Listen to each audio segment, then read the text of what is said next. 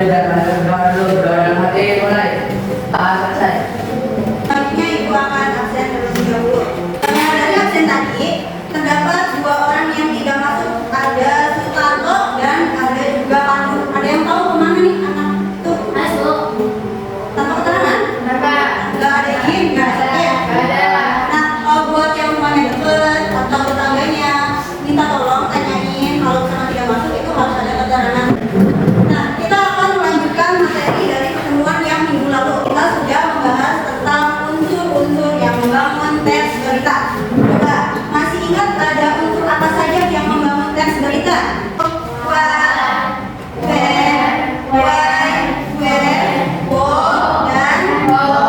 Nah, itu adalah unsur-unsur dari sebuah berita.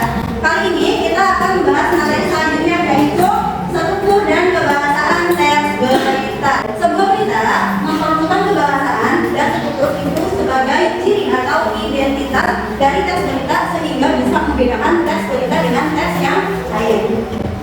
Nah, yang pertama di sini ada struktur teks berita yang terbagi menjadi 3 bagian. Ada kepala berita, ada badan berita, dan juga ada ekor berita.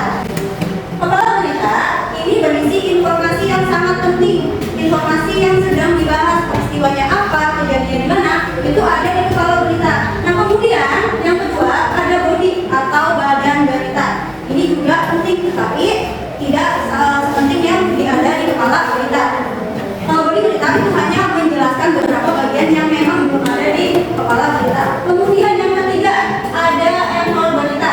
Itu biasanya berisi kesimpulan atau penutup. Kemudian yang kedua itu masuk ke kebahasaan teks berita. Oke, kita bahas satu-satu. Yang pertama dari kata baku dulu atau bahasa baku. Nah, bahasa baku ini bahasa yang sesuai dengan kaidah KBBI atau Kamus Besar Bahasa Indonesia. Bahasa baku ini diterapkan supaya informasi dalam sebuah berita mudah dipahami. Bahasa baku bisa kita bedakan dengan bahasa tidak baku.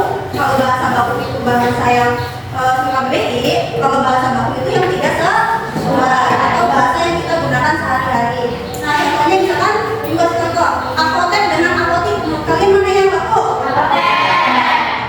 Tuh. Yang kedua ada penggunaan konjungsi bawah. Konjungsi ini adalah kata hubung, kata yang menghubungkan satu kata dengan kalimat yang lain supaya menjadi kalimat yang jelas. Yang ketiga penggunaan kalimat langsung. Kalimat langsung ini identik dengan tanda kutip atau tanda kutip dua. Pernah lihat tanda kutip dua? Nah, di sini ada contohnya. Siswa akan memulai semester baru pada Senin 2 Januari 2023. Jelas Menteri Pendidikan dan Kebudayaan Indonesia. Nadiem Makarim. Itu ada tanda kutip duanya. Kemudian yang keempat penggunaan keterangan waktu dan tempat. Waktu identik menunjukkan dengan tempat identik dengan apa? Lokasi kejadian. Ada penggunaan kata kerja mental. Kata kerja mental ini bisa kalian lihat pada contohnya, yaitu para menyaksikan sendiri saat kecelakaan beruntun itu terjadi. Menyaksikan ini adalah kondisi yang dialami seseorang untuk melihat. Penggunaan konjungsi temporal. Ada contohnya, banjir terjadi karena Jakarta dilanda hujan sejak kemarin pagi. Nah, dari penjelasan kaidah bahasa tadi, Ibu terapkan kembali di contoh teks berita yang ditampilkan. Ini sudah dibagi masing-masing warnanya dengan keterangan bahasa tersebut. Yang silakan memperhatikan terlebih dahulu, menyimak terlebih dahulu bagian-bagian dari kebahasaannya. Ini sudah ditandai dengan warna-warna yang berbeda.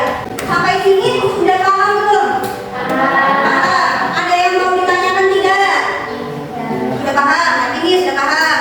Nah, untuk mengetes kepahaman kalian, Ibu akan memberikan beberapa pertanyaan tertulis.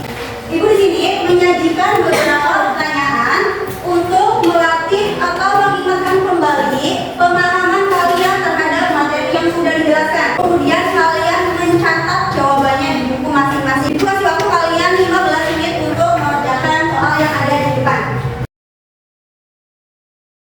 Oke, waktunya